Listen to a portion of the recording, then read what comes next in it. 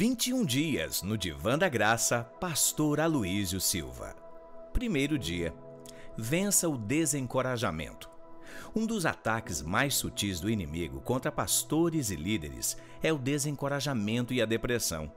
Alguns estão esperando há muito tempo por resultados em áreas de sua vida e ministério e não compreendem a causa da demora. É difícil ver coisas tremendas acontecendo com outros e não ver nada ao nosso redor. Quando terei favor? Será que o Senhor se esqueceu de mim? Esse tipo de pensamento pode nos tornar amargurados. A verdade, porém, é que o Senhor nos ama profundamente. Ele sabe a quantidade de cabelos que há em nossa cabeça. Ele sabe exatamente aonde quer nos levar. E mesmo que estejamos cheios de pensamentos de desencorajamento, isso não muda o seu amor por nós. Foi exatamente esse tipo de situação que o profeta Elias enfrentou. Acabe e sua esposa Jezabel eram reis de Israel nos dias de Elias. Acabe era o tipo de homem que não se importava se o povo adorava a Deus ou a Baal. Ele era indiferente às coisas espirituais e somente se interessava por seu próprio conforto e prazer. Jezabel, no entanto, era definitivamente maligna. Ela promovia adoração a Baal em Israel e matou muitos profetas do Senhor. Nesse ambiente de apostasia e idolatria, aparece Elias em cena.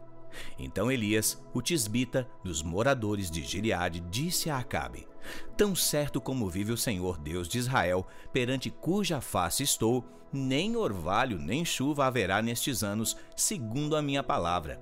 Veio-lhe a palavra do Senhor, dizendo: retira-te daqui, vai para o lado oriental e esconde-te junto à torrente de Querite, fronteira ao Jordão. Beberás da torrente, e ordenei aos corvos que ali te sustentem. Foi, pois, e fez segundo a palavra do Senhor. Retirou-se e habitou junto à torrente de Querite, fronteira ao Jordão. Os corvos lhe traziam pela manhã pão e carne, como também pão e carne ao anoitecer, e bebia da torrente. Mas passados dias, a torrente secou, porque não chovia sobre a terra.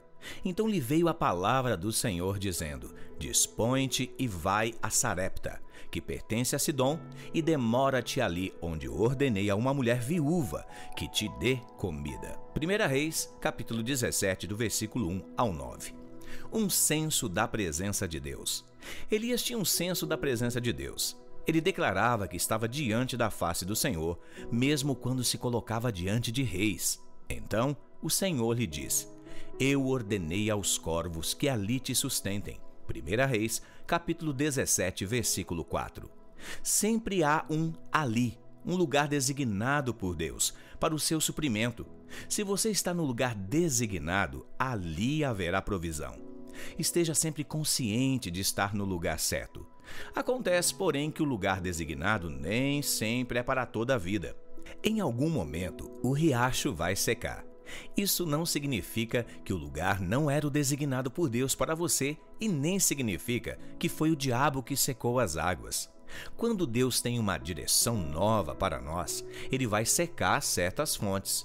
No fim de 3 anos, o Senhor manda que Elias se apresente diante de Acabe. Por que Deus manda o profeta se apresentar diante do rei? Porque se ele fizesse chover sem avisar o rei, então os profetas de Baal diriam que ele é que havia feito chover. Assim o homem de Deus deveria dizer: foi por minha palavra que veio a seca, e é por minha palavra que virá a chuva. Elias faz, então, o desafio dos deuses no Monte Carmelo. O desafio era claro: os profetas de Baal deveriam orar para que caísse fogo do céu, e depois Elias faria o mesmo. O Deus que respondesse com fogo, esse era o verdadeiro. Depois do julgamento, vem a bênção. No verso 36, lemos que Elias orou no momento de apresentar a oferta de manjares. Isso indica que foi às 3 horas da tarde. Esse também foi o momento em que o Senhor morreu na cruz. Sempre que o fogo do juízo cai do céu, se houver o sacrifício, ele não cai sobre os homens. Depois que Deus responde à oração de Elias, ele anuncia que vem a chuva. A bênção sempre vem depois do sacrifício.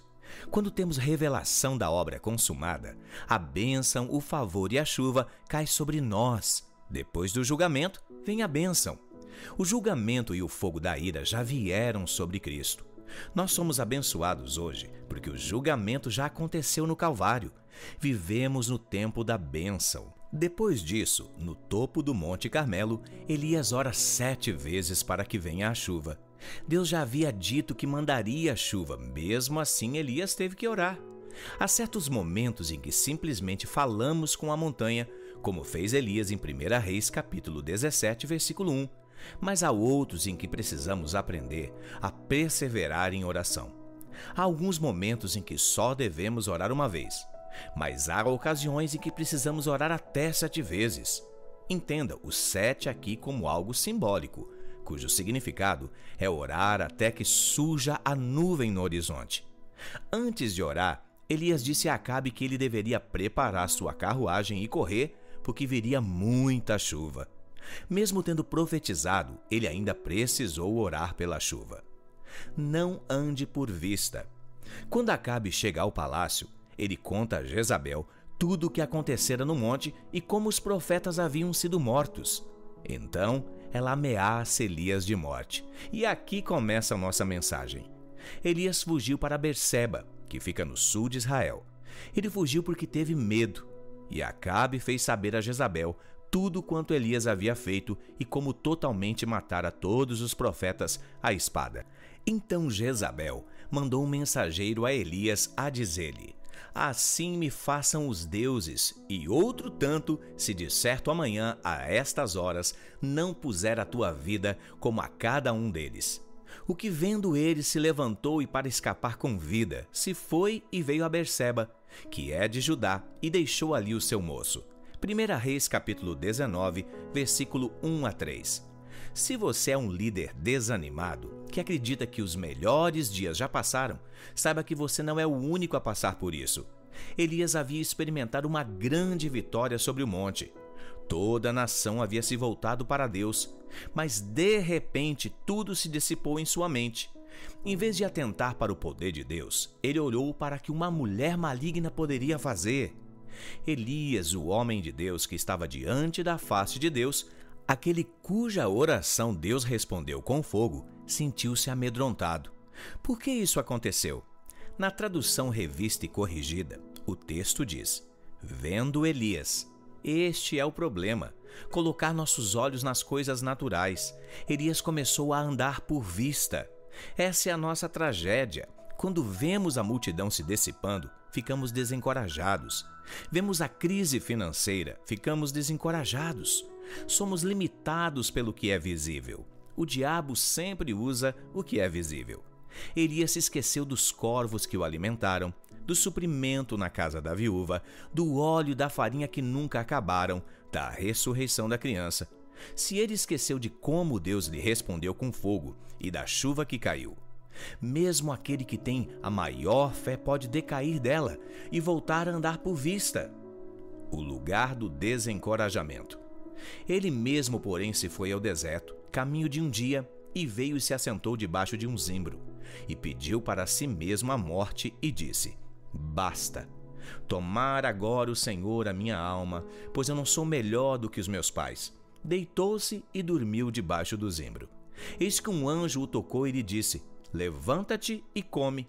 Olhou ele e viu, junto à cabeceira, um pão cozido sobre pedras, em brasa e uma botija de água. Comeu, bebeu e tornou a dormir. Voltou segunda vez o anjo do Senhor, tocou-lhe e lhe disse: levanta-te e come, porque o caminho te será sobremodo longo. Levantou-se, pois, comeu e bebeu, e com a força daquela comida, caminhou 40 dias e 40 noites até Horebe, o monte de Deus. 1 Reis, capítulo 19, do versículo 4 a 8. Elias foi, sentou-se debaixo de um zimbro e pediu a morte para si. Essa não parece ser uma cena muito edificante. Muitos de nós presumimos que, quando nos sentimos desencorajados e deprimidos, Deus se afasta de nós. Pensamos que quando nossa fé é fraca, Ele nos abandona. Mas isso é apenas mais uma falácia do maligno. Todas as vezes que vemos a expressão anjo do Senhor no singular no Velho Testamento, ela sempre se refere a uma manifestação de Cristo. O Senhor Deus de Elias no Velho Testamento é o Senhor Jesus do Novo Testamento. A palavra de Deus diz que o anjo sabia como seria a jornada diante de Elias e o preparou para ela. O suprimento do pão do céu. A maneira como o anjo o preparou foi com o pão do céu. O pão é um símbolo da palavra de Deus e do próprio Senhor Jesus. Você precisa ir ao culto para ouvir a palavra, precisa ouvi-la cotidianamente, pois é uma palavra do Senhor, ela pode capacitá-lo para uma grande jornada. Além disso, Elias dormiu e descansou fisicamente. Nunca subestime a importância do descanso físico. Depois, Elias foi ao Monte Horebe, outro nome para o Monte Sinai. Deus não havia dito que ele deveria voltar para o Monte da Lei. Tudo o que Elias fazia era para salvar a sua própria vida, com medo de uma mulher. Quando chega ao monte, ele entra numa caverna e o Senhor lhe pergunta: "O que você está fazendo aqui?" Ao se apresentar a Acabe, ele disse que estava perante a face do Senhor. Veja que o Senhor nunca o havia abandonado. A jornada de Elias até ali era do próprio Elias. Ele não precisava ir ao Monte Sinai buscar a presença do Senhor, pois já estava perante a face de Deus. Nos dias em que Elias caminhou em fé e passou pela seca, Deus mandou corvos para sustentá-lo. Mas nos dias em que sua fé vacilou e ele se sentiu desencorajado e deprimido, o próprio Senhor veio pessoalmente lhe trazer pão do céu. Deus enviou Elias para o ribeiro e depois para a casa da viúva, mas dessa vez foi Elias que escolheu o caminho. Ele fugiu por causa da palavra de uma mulher. A condenação da lei. Disse-lhe Deus: "Sai e põe-te neste monte perante o Senhor." Eis que passava o Senhor e um grande e forte vento fendia os montes e despedaçava as penhas diante do Senhor. Porém o Senhor não estava no vento. Depois do vento, um terremoto, mas o Senhor não estava no terremoto. Depois do terremoto, um fogo, mas o Senhor não estava no fogo. E depois do fogo, um cício tranquilo e suave. Ouvindo Elias, envolveu o rosto no seu manto e saía e pôs-se à entrada da caverna. E eis que veio a voz e lhe disse: "Que fazes aqui, Elias?"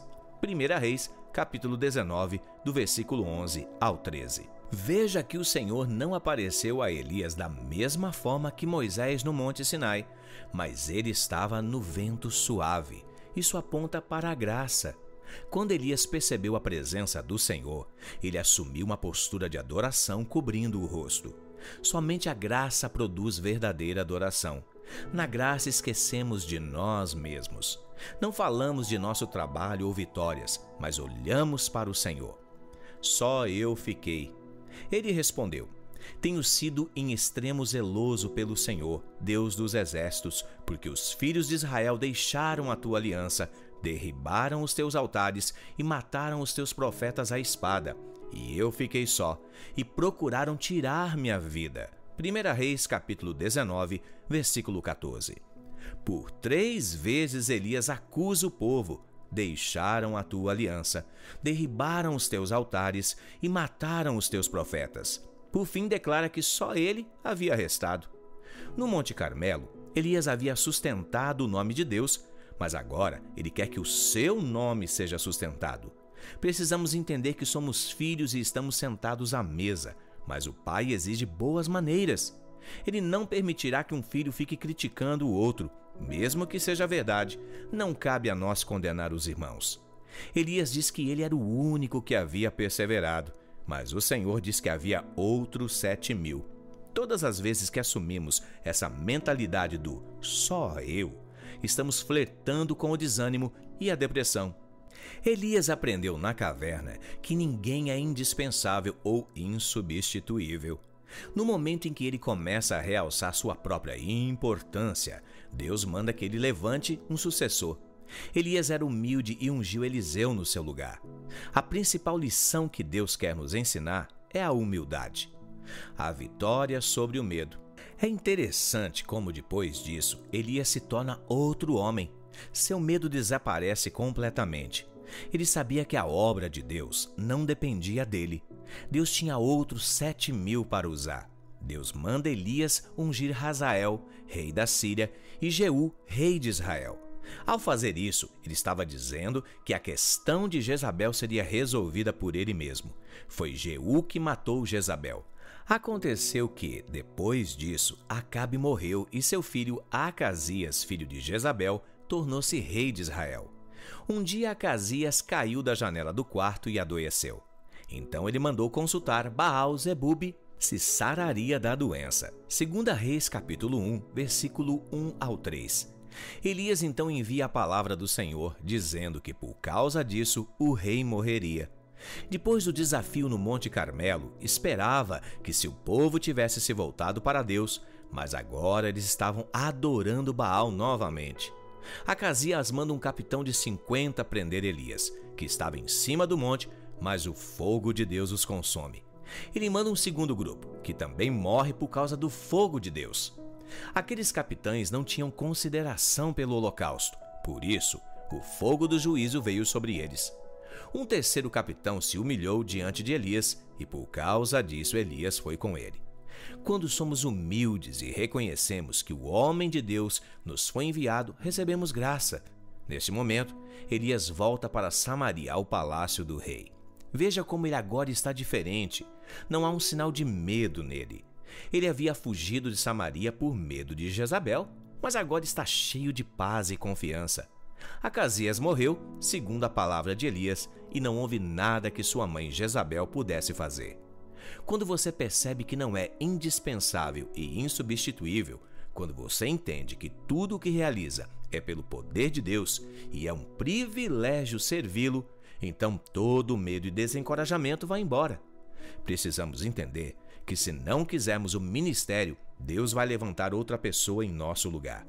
A melhor resposta que podemos dar é agir como o último capitão. Ele se humilhou diante do homem de Deus. Há duas ocasiões em que Elias está em cima do monte e o fogo de Deus cai.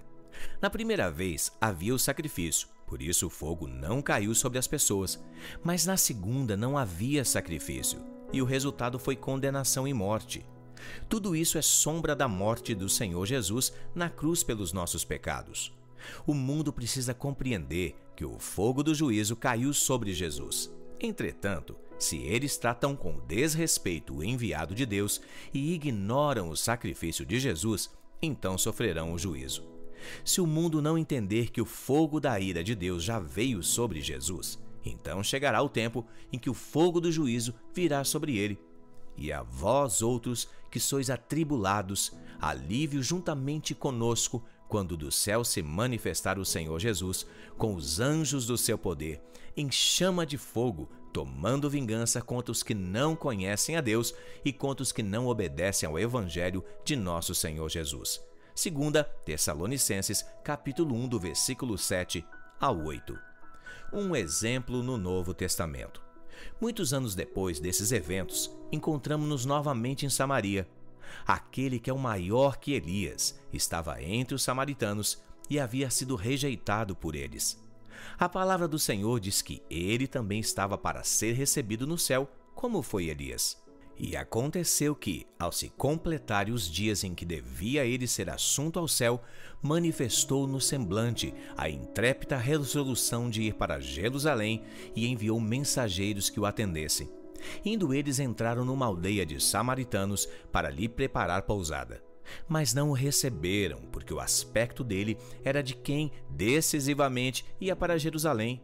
Vendo isso, os discípulos Tiago e João perguntaram: Senhor, queres que mandemos descer fogo do céu para os consumir?